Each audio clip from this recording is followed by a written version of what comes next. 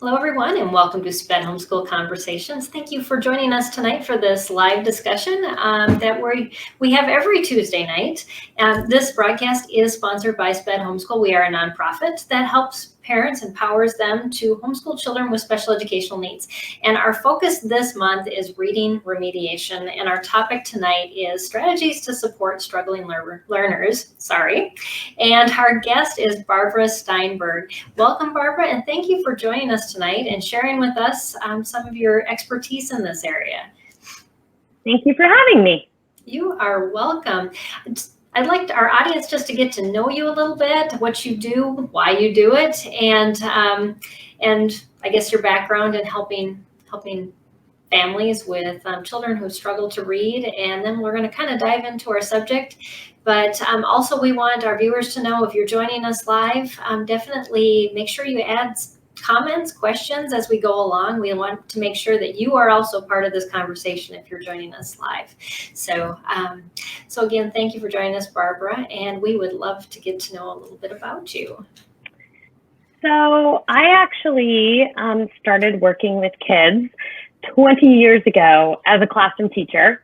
And after 12 years of being a classroom teacher, I decided that I really wanted to focus on a small niche of kids that had a certain set of characteristics. And those characteristics were that they were incredibly verbal, had incredible ability to communicate and to understand language when spoken orally. And they worked really, really hard. And they had great instruction. And yet, for some reason, when I listened to them read or I looked at their writing, there was just a huge, huge disconnect. And I couldn't understand what was going on for them because even though I was a trained educator, nobody had ever really talked to me about dyslexia and how to support struggling students because the public school system is really a one-size-fits-all.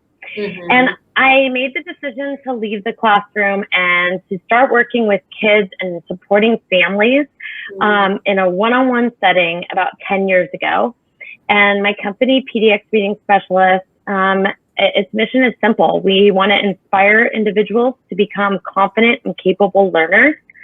And we do that by really taking a holistic approach to supporting kids, not just focusing on weaknesses, but looking at strengths, looking at the social emotional well-being of a kiddo to make sure that their self-esteem is intact, and then coming up with a really comprehensive plan to be able to support each kid.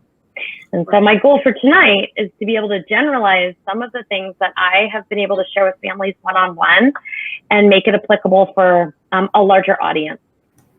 Yeah, I know we were talking about this before we started and just how important it is for these children to have individualized plans because they are so unique and so different and they do need that one-on-one. But there are certain strategies, which we're going to talk about tonight, that do help. And so if you do want to check out more about Barbara's resources, she's also on our website as a partner, but also you can check her out at pdxreading.com. And we'll put up that information later too, as well as in the feed at the end and on the YouTube video. So you can make sure to contact her if you want to get in touch with her too. So I'm going to bring up your slides and we're going to kind of use those visuals as we go along. So if you're listening to this on our podcast, I know somebody messaged us today and said, I'm listening to the podcast and I need the visuals. A great place to find those if you are listening to this podcast and say, I want to see the images, go to our YouTube channel. These videos are also on our YouTube channel. They're super easy to find. They come out the same date as the full-length one comes out on the same date as the podcast. So that's an easy way to locate them. So anyways, just a little bit of info there. So let me see if I can get over to the slides. My computer is being a little touchy. So I think the first thing you wanted to talk about was reading texts. And nope, we're going to go into just supports in general. Yeah, so I'm going to start with a general overview. I look at supporting kids as like building a stool that has 3 legs. And all three legs have to be equal to provide the best, most balanced stool. And those three legs include remediation, which essentially is the learning that needs to happen, or the instruction. And I call those the bottom up, because we're working on things that need to help kids build skills from the bottom up. But the second leg of our stool are accommodations. And the accommodations are tools that allow kids to be successful. And I'm going to talk about some of those this evening. And that's the top-down strategies. And then surrounding both of those are advocacy, self-advocacy, and empowerment. And I decided to take this three-legged stool and to break it down into 7 supports. So I chose 7, 1 for each day of the week. And I would say that these are my top 7 recommendations on ways that families can support struggling learners, regardless of what their struggle is. So I'll start with my first support. And by the way, these are not in any hierarchical order. I had a really hard time deciding which ones to feature first in case somebody doesn't make it through the whole presentation, but they're all equally important.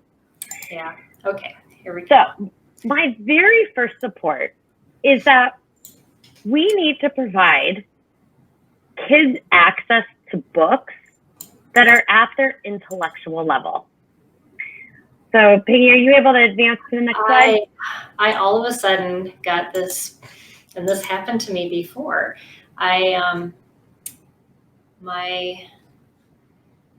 My pointer turned into a hand, and now I can't even click on that.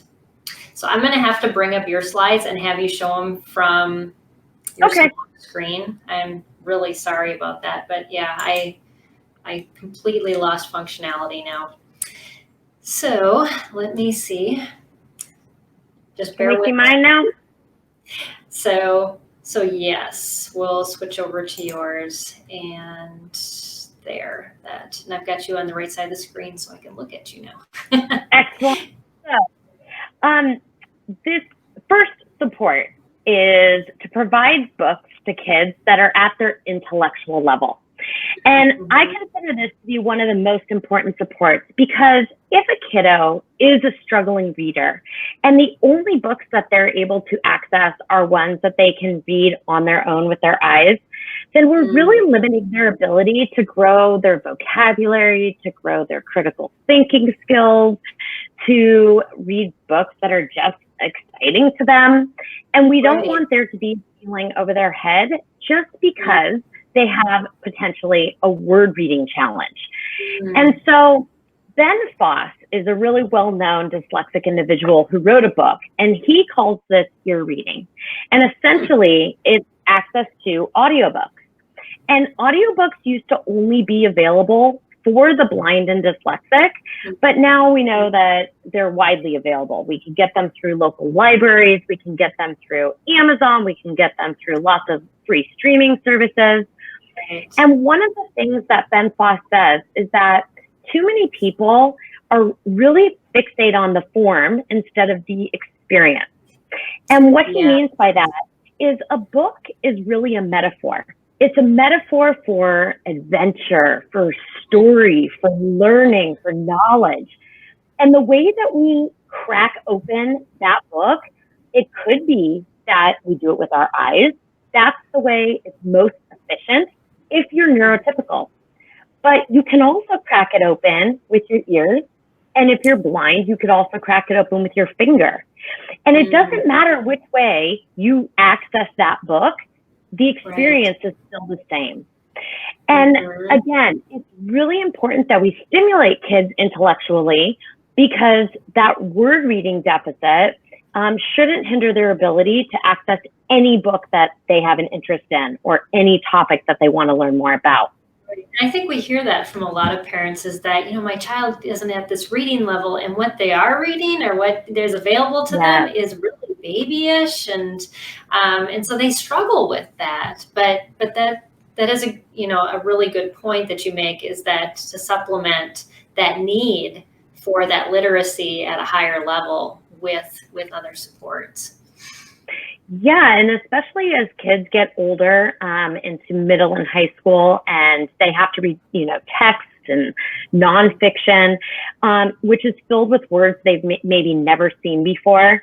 And we really want them to understand the content of what they're reading and to be able to listen to it and to follow along visually while listening. So you're both hearing it and you're seeing it, is going to be extra beneficial. But listening to that with your ears is just as meaningful. And like I mentioned, there are lots of providers, and all of them are going to offer something a little bit different. Learning Ally, which is the one featured on the left side of the screen, used to be the only source of audiobooks. They were recordings for the blind and dyslexic. Right. And they've since evolved. Libraries had access to that for people that wanted to access that cheaper than paying for a membership, I think. Exactly. And now libraries really have gotten on board so that access is not the limiting factor. And so I really, really, really encourage those who are supporting individuals who learn differently and may have difficulties with reading to not cut them off at the knees in terms of the books that they're able to have access to. Because when we turn our attention in a moment to thinking about the instruction, we want their dangling carrot of, I love books, I love reading, I love what they represent. We don't want to lose that, because if we lose that, then we really have lost the motivation to want to work on something that might be more challenging. And that was something with my oldest, I always did, because I knew that if we lost that there would be, and he didn't learn to read till he was 11, but the next year he was reading at college level because he was so motivated to get those books that he wanted to read. You know, he wanted to read the Iliad and the Odyssey, and he goes, "Don't give me the hard ones." I was like, okay. But exactly. Motivation plays a huge, huge role in kids' ability to learn. So that is support number one. Those are some great resources. And yes, I know that parents will definitely, we know about Audible, but, Bookshare and some of those other ones you have on there, those are some great resources to pull from. So I'm going to flip now and go to an instructional strategy. And my second support involves teaching from what I call the bottom up. Now, when you look at this pyramid, you can see that the bottom are these sounds and these symbols. And if we think about words are made up of sounds and symbols. And then those words combine to make phrases, and those phrases combine to make sentences. And the sentences, of course, are combined to make paragraphs, which are our stories. And so often when we have a kiddo who struggles, we want to work on having them read. And we want them to just keep reading and reading and reading. And absolutely having them reading text that is at their reading level. And then, like I said, having them listen to text that's at their intellectual level. Both of those build different pieces of the reading puzzle, let's say. But when it comes to instruction, we actually want to break it down, because working on reading from a teaching standpoint, it doesn't happen at the story level. It happens at the most foundational, concrete level, which are those sounds and symbols. And because the majority of students who struggle with reading struggle with the ability to take words and pull them apart into their chunks, we need to teach kids what those chunks are. And to do that, we use something called, it's a big word, I know, a big education word, a phonogram card deck. And essentially what a phonogram card deck is a set of flashcards that doesn't include words. It includes the puzzle pieces of words. Because when kids can recognize what the puzzle pieces of words say, then they can come to any word, a word that they've never even seen before, and they recognize a chunk of it. But if they don't recognize a chunk of it, then they're stuck trying to sound it out. So I'll give you an example, Peggy. Think of the word light, L-I-G-H-T. So that word light has three sounds. O-I-T. But the way that I sound is written is I-G-H. Now, IGH shows itself in the word night and fight and delight. And skilled readers see IGH in all of those different patterned words, and they store it in their brain so that the time they come to a word they've never seen before that has IGH, their brain's letterbox goes, oh, I know that pattern, and it says I. Well, that's what isn't necessarily happening for the students that I work with and the ones that I'm really speaking about. They come to light or delight or fight or any word that has IGH, and they go, oh, it, g, h, ligata. And ligata is not a word. And to read that word, you have to be able to know the chunk IGH. And so a card deck like this is not about just the 26 letters of the alphabet. It's about all of the patterns that you see in words and how those patterns fit together to then make words. Yeah, that's and great. I use color-coded like that. But that's I'm sure there's some kind of meaning behind that. Well, yeah, because then when you start to put them together to make words, you see those pieces. And this is that second piece of the pyramid. So if we take those sounds and symbols and we put them together to make words, we know that, you know, the most basic words like cat and truck, those are the ones that even struggling students, struggling readers, they can figure it out. But when you look at that word cat over on the side, cat grows into a word like scrat, which of course is a nonsense word. It doesn't mean anything. But what I'm showing is how this basic word grows. And then that grows into a two-syllable word like be-crat. And then all of a sudden, be-crat grows into unbe-credible, which those types of words, those multisyllabic words, are where struggling readers really start to face plant. Well, when you look at unbe-credible, when you break that down, you see that each step below, it's just a simple addition. And so when you can learn those pieces that you add on, then all of a sudden, unbe-credible doesn't look like such a big, scary word because you know each chunk of it. Right. It seems like, and I've noticed this with my one son that struggles, he just could not on his own break those pieces apart, and that seems to be a natural struggle for these kids, is that it has to be something that they are taught. They just don't, that just doesn't click. It's not something they can intuit.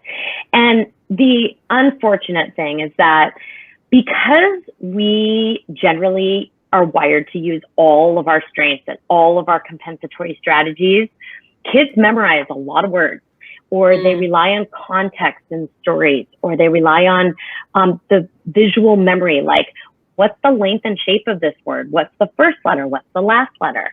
And then they'll guess a word.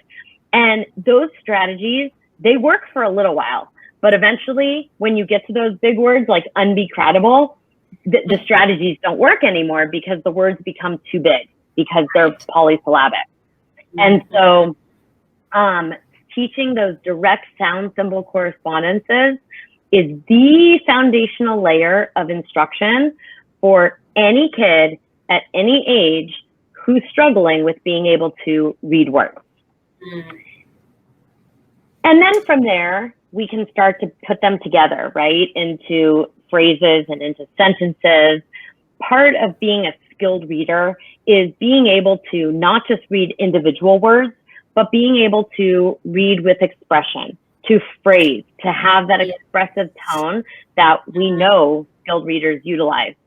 So you can see here this strategy called swooping, where we find the pieces of the sentences that go together so that kids can start to work on developing fluency. So first you have to be able to read the words, you know, she will swim on the ship. But to read it with fluency, which is the goal, we want it to be, she will swim on the ship. And then the more complex pauses that we would take in conversation, but where, that's taking it a step further is where are those pauses Yeah. once you learn how to put the letters together. Yeah. And it's always those little preposition words that are the trigger for the new phrase to begin. And lots of times our kids skip over them because those are the little words. They're not the content words. And then their fluency, their expressiveness really starts to decline because the structure is off. Yeah. So really building up from the bottom with those, practicing those sounds and symbols, and then practicing putting those into words, whether they're real or nonsense, it doesn't matter. And then slowly building up to the point that we give kids an opportunity to practice reading books that are at what I call their eye reading level. So if ear reading is what we use for their intellectual level, then finding books at their eye reading level is their instruction. Now, you mentioned in the beginning that one of the greatest challenges of having an older struggling student is that the books are babyish. Exactly. And yeah, they really are. And we have to protect kids' dignity and make sure that we're not giving them books that are going to develop any kind of underlying shame about their reading. Right. And there are lots and lots of options for what are called high interest, low readability, meaning we have books that look like a chapter book, that have great content for older students, but that the patterns in the books are very, very familiar. And one company that I think does an outstanding job of providing a wide range of high interest, low readability books is High Noon Books, and quite affordable. And I've had lots of homeschool networks that have bought, a set at a certain level and then traded. But giving kids the opportunity to practice the patterning that they've done in isolation within a book is a very important piece of instruction. Yes. Yeah. Well, they feel like they've accomplished something instead of still reading this beginning reader and I'm not, getting the content like all of my other peers. And we talked about that social emotional piece that, comes into play, and definitely can see how that would be beneficial. So we're ready for support number 4. And the remaining supports are actually all going to be around the social emotional. And the first one is really understanding that your child is not choosing to struggle. If reading were natural, everyone would be doing it. They'd be doing it with ease. It's a life skill. And because of that struggle, we need to be able to recognize when we have to accommodate. And these two big words, accommodation versus remediation, I want to really clarify the differences and talk about how the two... A lot of times we'll make them the same thing. Exactly. And that gets frustrating for both you and your child when you're trying to do both at the same time. Yes. And the arrows of that top down, bottom up, I say that where they meet is really the sweet spot. And where they meet is going to be different for different kids at different stages of their life.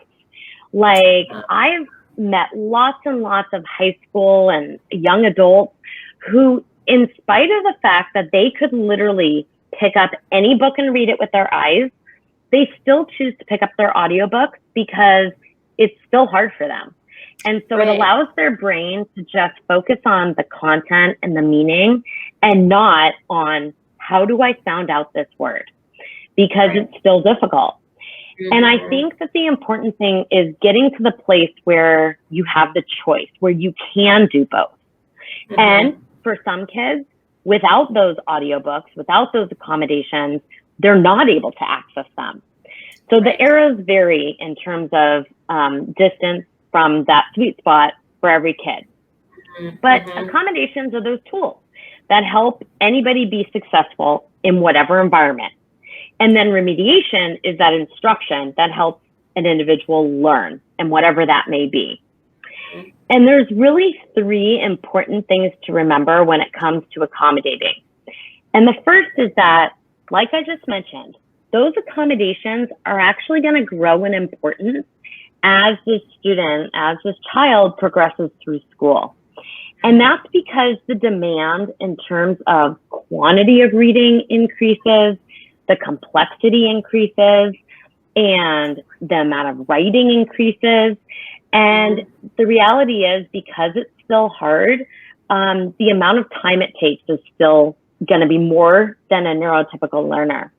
And for that reason, especially technology can make a huge difference for kids, allowing them, for example, to just get their words down on paper, allowing them to listen to that book so that they can then write the paper about it, whatever it might be.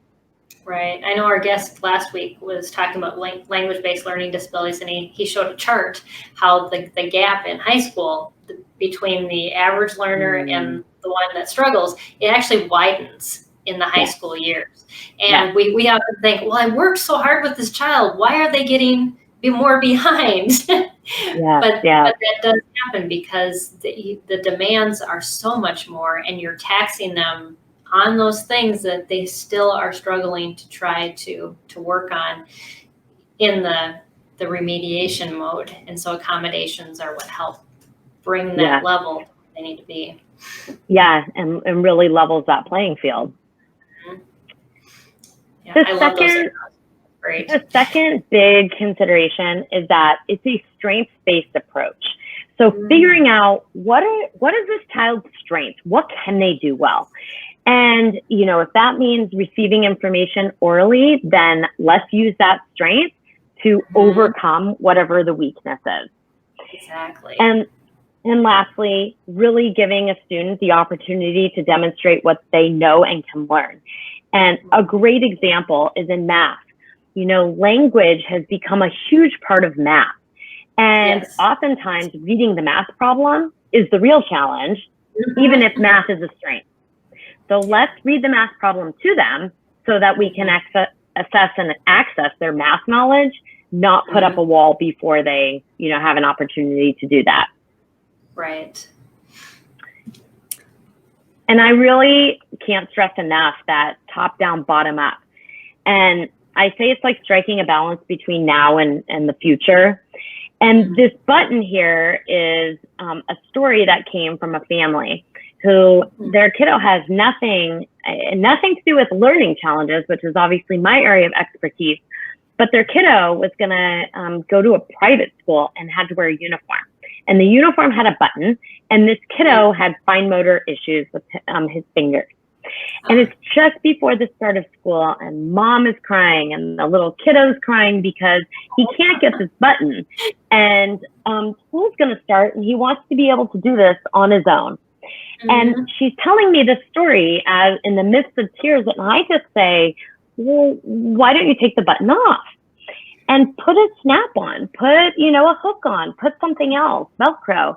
And it was like this light bulb moment for her.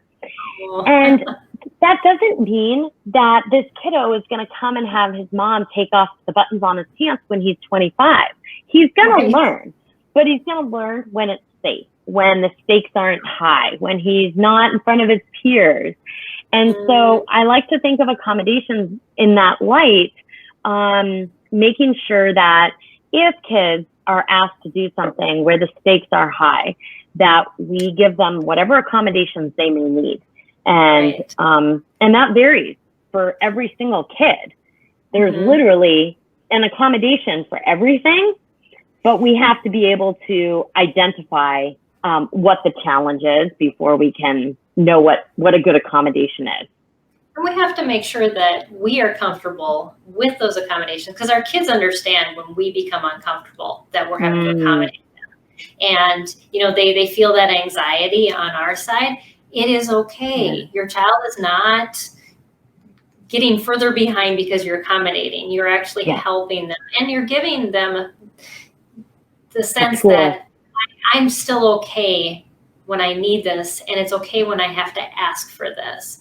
Because I have my brother who's in his late 30s.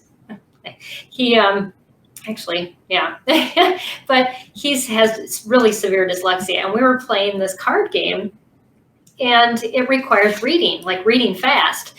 And we played it the first time, and we didn't win because he didn't read them all right. I mean, he guessed the wrong ones. It was kind of funny.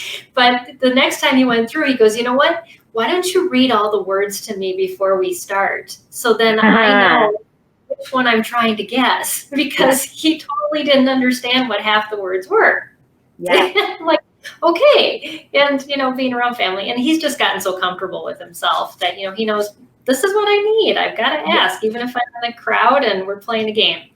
So, so you've got to get to that point where it's just, this is what I need, and I'm going to ask for it. And you are so spot on when you say kids pick up on our uncomfortableness. And if they sense that we aren't okay with it, then they're not going to develop that self-advocacy to be able to say, hey, this is what I need to be successful. And that's really what we want our kids to be able to do, is to advocate for themselves. But sometimes that means checking our own baggage, so to speak, and making sure that we're not projecting that onto the kids. Mm-hmm. Definitely. That's true in parenting. So true. So my fifth support is around finding a child's strengths and really growing them.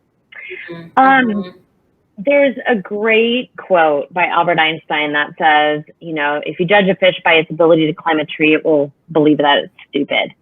And it's really true. So much of what we ask kids to do in any setting, whether that is traditional school, private school, homeschool, unschool, is in the areas of reading and writing and math. And a while back, there was this psychologist named Howard Gardner who came up with the theory called multiple intelligences. Yes. And essentially, multiple intelligences is this idea that we're all smart, but in different ways. And there are these 8 smarts, and we all have them, but we have them in varying degrees. But when sometimes you are struggling in the word smart area or the math area, and those are the ones that are being highlighted all day, you start to lose sight of your strengths in those other areas. They aren't valued as much. Kids don't have to take tests in music or, art. And yet so many of our kids' strengths are in areas like visual spatial. They're incredible architects and engineers. They can take things apart. They're athletes. They're intrigued by nature. They have a musical smart, great inter and intrapersonal skills. They are, talkers and thinkers. And again, if those aren't the things that we're explicitly teaching, then our understanding of what it means to be smart starts to become warped. And there are lots and lots of ways to start a conversation around multiple intelligences. And one of my favorites is to do a family survey. And if there are multiple people in a family, it's fantastic, because every single person takes this survey and read the questions aloud. You can then chart where your real strengths are and where your weaknesses are, and start to have a conversation about how every single person in this family has different strengths and different weaknesses. Yeah. And I always say that for every minute or hour that you devote remediating or working on a deficit, a weakness, spend the same amount of time developing that child's strength. Yeah. And every kid has a strength. Every kid. Yeah, I often tell parents, because I used to get questions like this as a consultant. They were like, I took everything out of school except for the stuff that they really had to do, and they're still not getting it done. This is why you don't do that. Because if all you focus on all day long is what they don't do well, they are going to just go into this pit of despair. And I always tell parents, add in a class that's their strength, even if you don't think it's academic. Add it to your schedule, because that's what boosts them up and will help them to get through. Oh, I get to do this after I do this thing that I don't like so much, and make it school, because it shows that they are intelligent, and those are skills later in life that are valued. Exactly. I mean, I tell kids that we don't want everybody to have the same smarts, because that would be we all are doing the same jobs and careers. And what makes us all so unique is that we all have all these different, strengths.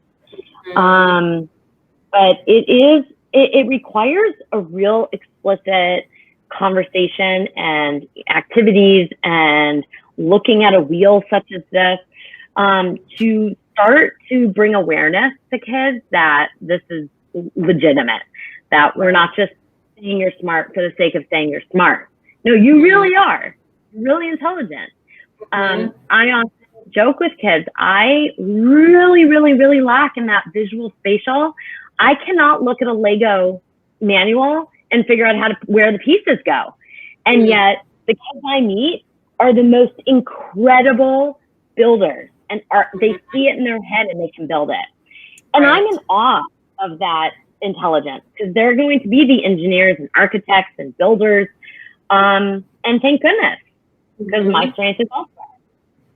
Yeah, it is amazing when you start looking outside that academic box and look at your child as a whole person and the gifts that they have. It's just incredible. And then to be able to, like, when they struggle to read, build in those gift areas into their reading and writing curriculum. As a homeschooler, you have that advantage, and that I took advantage of that highly with my kids. My one loved film, and especially my struggling reader, and he can now read foreign film text, for 2.5 hours straight, except he still can't read a book without getting so So he's reading, and it's of interest to him. But you just have to find a different way to do it.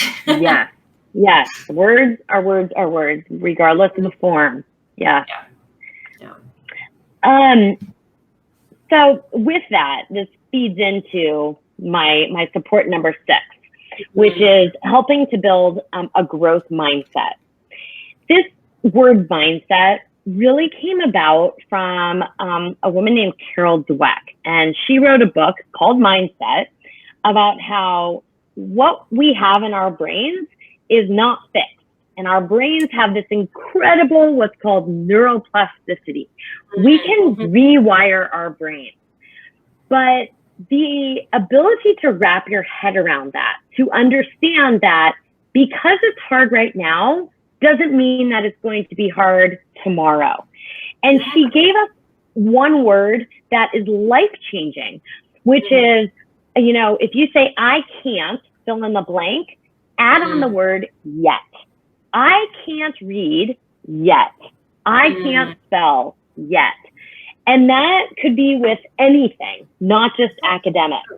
But getting kids to the point of adding that word yet and really believing it, because we can have, all the great curriculum and all the time in the world. But if we've got a kid who is completely decided that they hate reading or they can't, that's a much bigger challenge. And I have a couple of tools or resources to help kids that may be on that more fixed side of I'm frustrated, I give up, failure, I'm, destined to not do this, and to help them transition to a growth mindset where I will take on this challenge. And maybe we experiment with this with something outside of academics. Like, I decided I was going to learn guitar. Incredibly frustrating. And I had to keep saying, I can't do it yet. I can't do it yet, but I will. And it just changes the way that you think about the challenges that are put in front of you in life. And it's a life skill. So the resources that I wanted to share, there's, I put her book, Mindset, and the tagline is The New Psychology of Success. And it's a wonderful book. It's not at all geared towards education. It's just about life and how we look at challenges. But the other three are really geared towards working with kids. And all of them, well, the two organizations, Mindset Works and the Mindset Kit, both of them have so many free resources about talking with kids about their brains, how their brains work, how we rewire our brains. And I highly recommend checking out both of those. And then the one thing that is a paid product is called the Big Life Journal. And it's a wonderful, wonderful journal intended to, be used by an individual. And it provides prompts that are responded to with pictures and helps kids slowly start to grow that growth mindset. And I found that the kids who struggle the most with moving from a fixed to a growth mindset are the ones who have an underlying shame about their struggle because they've internalized it as something being wrong with them. Yeah. And that's not at all true. I mean, our brains, they were never wired to learn how to read. That is something that we have to be taught. And even with great teaching, for some, a lot of us, like 20%, our brains are wired differently. And so we need to learn about our brains. And it's amazing to watch this transformation for kids. It's not easy. It's not quick, but it happens slowly. It's this metamorphosis that happens slowly. And like giving a baby peas, you just keep giving it to them. And eventually, hopefully they like it and they believe it and they start to internalize it. I know we talk to parents a lot when they pull their kids out of like a public school setting, and because they've been so defeated. We even deal with a lot of kids that have trauma issues, and they come in to the homeschool setting with all of this fixed mindset because it's been so programmed into them by how they've been taught. And so we always tell parents to deprogram first. Don't even try teaching because you're dealing with a brick wall and you can't teach a child that has stopped. You've got to open that door. And now a lot of that is just learning that learning is different, that they have the capability and, doing field trips and things like that to kind of broaden their perspective of what learning is and that they can learn. Is so important. And so I can see how these resources would be great for that deprogramming time, especially for those kids that are trying to come to grips with I am not who I think I am or who I feel like I've been labeled as. Yeah, I mean, when you speak about trauma, we know neurologically that when you are experiencing trauma or a recurrence of trauma, that the area of your brain responsible for learning is actually shut down. And so that deprogramming that you're talking about, I can't emphasize enough how important that is, because otherwise, like you said, you really are just working against a brick wall. And with that, I think that my, seventh strategy or my seventh support speaks to that so well, which is to celebrate that neurodiversity. Neurodiversity is that idea that we're all really smart. And when we, give our kids that messaging, I say this as a parent myself, our kids are expecting to hear that from us because we're the parent. And when they hear it from other people, and when I say other people, I'm talking about perhaps other kids, others who have walked the walk that they're walking, then all of a sudden now they're hearing that from multiple avenues, and it's powerful. One of the greatest things to happen as a result of increased awareness around dyslexia is there are books coming out of the woodwork of either characters that are featured, like Percy Jackson, that have reading struggles, or books that directly talk about, my gift of difference, or Tom's Special Talent, or The Alphabet War. And when we read these books to our kids, or they read them to themselves or listen to them on audio, they are hearing that message of, I am not alone. Because it's really lonely when you have a reading challenge, because the challenge is in your brain. It's not something we can see. And again, that shame or the trauma that may have happened if kids were, in a traditional public school, is that this is about something being wrong with me. I once had a kiddo say to me, my brain is broken. And we had to start there. So I have a very robust book list that is separated out between books to read to your child, books that are for, more caregivers. And I invite you to email me and I'm happy to share it. Or Peggy, if you have a place that I could send it to you and you can post, it's a wonderful, wonderful resource. And I think that adding that in as part of a day to celebrate neurodiversity is a wonderful support. And even though it's support number 7, it really encompasses all of them. Because like you said, we need to make sure that kids feel empowered to want to learn how to read and write and spell and do math.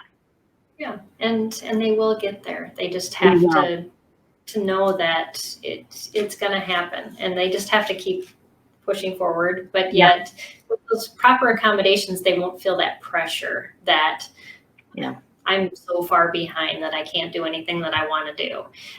We don't want to be there either. So yeah, if you send me that resource, just know if you're listening to the podcast or watching this recorded, I will make sure that link is on the YouTube channel. Oh, great. So I usually put in a whole bunch of different links with the YouTube video so that people can kind of get to those quickly. So that's the place to go, link for that. So yeah. And then I'll put up my contact info. On the side here too, just so it's easier to read. So yeah. I mean, it's always a challenge to generalize, but I'm hopeful that these 7 supports that your listeners can at least take 1 or 2, and it will enhance their tool belt in terms of effectiveness and supporting their own kids. And obviously, if you have specific questions about your kiddo, please reach out. I always say I will talk to anybody and guide them in the right direction to the best of my abilities. So yeah. Well, thank you so much. It was so encouraging. I mean, just after our interview last week and talking about language-based learning disabilities, and now going into these strategies that you gave us. I think, parents, hopefully after these last 2 weeks, you realize that those questions that I get so often of how do I catch my child up in a year is not the question you should be asking. Yes. How can I empower my student to learn and yet accommodate them through what they need to be accommodated so that they can keep learning? And that's really where we have to meet them. And thank you for that encouragement. And there are so many great resources out there. And I know you have a lot on your website, so you want to check out pdxreading.com too, and all Barbara has to offer. And then just watch your child. I think that's what we keep saying over and over again, is this is about them. And it's about their pace and where they're showing you that they need instruction and they need help. And you just have to give them what they need. Yeah. Yeah, well said. Well, thank you for having me. Yes, this was very fun. I'm glad that we were able to get you on our show and to share your resources. And thank you all for joining us. We didn't have any questions again tonight, but that's okay. If you do have questions, definitely follow up with Barbara afterwards. I know a lot of people tune in later and catch the video or the podcast, it's usually a little easier for them. So, but definitely check out Barbara's things, as well as our website, spedhomeschool.com, where you can find links to our podcast and our YouTube channel and all those other things. And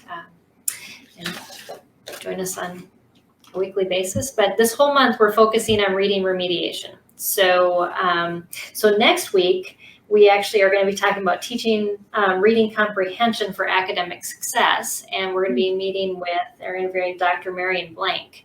And she has developed 2 different reading systems, one for children on the autism spectrum. And she is a professor, as well as done a lot of research in the areas of reading and children with different issues, but comprehension is one of the areas that she specializes in. So we're going to talk about comprehension next week. So, anyways, this broadcast was brought to you by viewers like you who donate on our website to our nonprofit at spedhomeschool.com. And if you want to keep this conversation going and talk about homeschooling and special education, definitely join our Facebook support group, where we're talking about this all the time.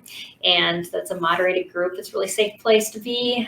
We have almost 2,000 people in that group. And so there's lots of different conversations going on all the time. If you have things to say, definitely you can contribute. And if you have questions, ask those, and other people contribute to those as well. So, so let's keep the conversation going there. But until then, we will see you here again next Tuesday night. So have a great week, everyone. And thanks for joining us. And we'll see you then.